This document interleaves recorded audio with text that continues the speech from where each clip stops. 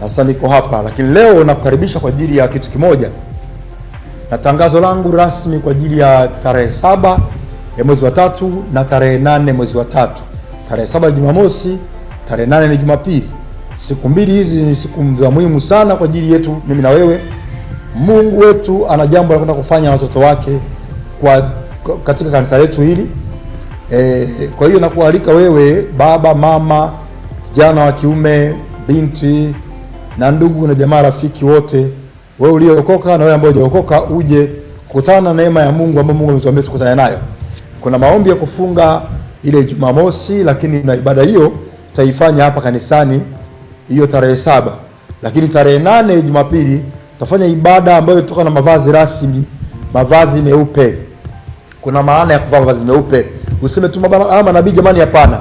Ni hivi, kila vazi lina maana yake. Watu wa giza wanajua, hata watu wa nuru wanajua, baadhi yao lina maana, lakini vazi jeupe lina maana nyingi sana. Nitakudokezea uchache kidogo hapa. Ya kwanza ni kubeba utukufu, kudhihirisha utukufu wa Mungu. Lakini ya pili, vazi jeupe alichukui bad energy. Kuna energy mbaya ya ulimwengu wa roho ambazo hizo zinakwendaga kuingia kwenye miili ya watu. Watu hawajui kwamba rangi inaweza kutap energy mbaya ama energy nzuri. Lakini vazi jeupe linaenda kuchukua energy iliyo sahihi, ambayo Roho Mtakatifu anahusika katikati yake, kwa sababu siku hiyo Jumapili ibada hii Roho Mtakatifu atahusika. Kwa hiyo kuna kitu utaenda kuadapt ulimwengu wa roho, kwa sababu Bwana Yesu anatenda kuachia mambo makubwa. Kuna kitu kinafanyika ulimwengu wa roho, na ni mwezi huu ambao ni mwezi utakuwa ushindi mkubwa sana. Huu mwezi wa 3 kuna matokeo mengi mlikuwa mnayatarajia, mtaenda kuyaona. Kuna mambo mengi mlikuwa mnaomba Mungu muda mrefu, hakika nakueleza, niko kama shahidi hapa, utaenda kuyaona ya matokeo. Kuna mambo mengi ulikuwa unajiuliza maswali mengi, majibu yanapatikana katika mwezi huu pia. Na kuambia ndivyo ilivyo.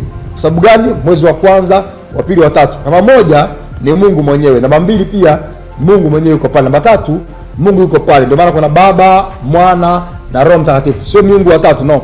Mungu yuko Baba, lakini kuna Mwana wa Mungu na kuna Roho Mtakatifu wa Mungu. Kwa hiyo kuna utatu mtakatifu ambao sio Mungu wa 3. Watu wanakosea sana. Mungu ni mmoja aliye Baba wa milele, lakini kuna Mwanawe pekee ambaye Yesu Kristo, na kuna Roho wake Mtakatifu ambaye yuko kwa ajili ya kuhudumia kanisa mpaka sasa, na hata unyakuo, yeye ndio muhuri ya kunyakua watu kumuona Yesu, kwa sababu bila Roho Mtakatifu hauwezi kunyakuliwa. Huo ni ukweli, kwa sababu ya utakatifu wa Bwana. Kwa hiyo utapokuja Jumamosi tutakuwa na maombi ya kufunga, lakini pia kuna kitu Mungu amezungumza, utaenda kukisikia siku hiyo. Siwezi kuongea sasa hivi. Hili ni tangazo la kukaribisha mtu wa Mungu, rafiki, jamaa, ndugu, watu wote, karibuni sana.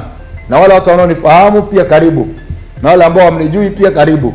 Karibu sana. Najua wengi mnafahamu nikisema kitu huwa namaanisha nazungumza nini. Mimi sio mhubiri nazungumzia njaa, sio mhubiri nazungumza kwa sababu tunataka kuzungumza kuwavuta watu. Hapana, mnafahamu mimi napenda neno la Mungu la ukweli, na kweli namweka mtu huru. Na mimi Yesu aliniambia nihubiri kweli tu. Kwa sauti yake aliniambia kabisa, watakasi watu wangu kwa ile kweli, neno langu ndio kweli. Na mimi nikasema asante. Kwa hiyo na mimi nasema kwamba niko tayari kusema kweli, na kweli daima ina nguvu. Karibu kwa namna ya pekee. Mungu yuko na watu wake bado. Amesaza watu wake duniani bado na watumishi walio halali wako original duniani. Bado kuna watumishi masalio ya Bwana aliyowaacha kamili, wanaokwenda kufanya kazi ya Mungu kwa nyakati za mwisho, ambazo ni za hatari, za manabii wa uongo, za watumishi wa uongo, na kila namna ya uongo. Maana kila kitu kina original na feki. Ukiona kuna feki, ujue original ipo. Nimeona watu wengi wakisema tu manabii wa uongo, alafu hawasemi wa ukweli. Lakini lazima useme wa ukweli wapo, wa uongo wapo. Wachungaji wakipo wa ukweli, wa uongo pia wapo. Kila kitu kina original na kina feki. Kwa hiyo karibu sana upate kwa pamoja na sisi. Ibada itaanza Jumamosi saa 3 asubuhi mpaka kuendelea saa 7 mchana. Hiyo siku ya ibada tutakuwa tunafunga. Na Jumapili tutakuwa tena hapa tukikutana katika mavazi yetu, vazi jeupe. Karibu kwa vazi lako jeupe kabisa. Mimi ni kuhani, Mungu ameniweka, nami niko tayari kukuhudumia, na nabii wa Mungu yuko kwa ajili ya kukuhudumia. Ni nabii mke anaitwa Happiness John. Kwa hiyo utakutana naye hapa pia. Mungu ali hai akubariki sana. Shalom, shalom. Amen.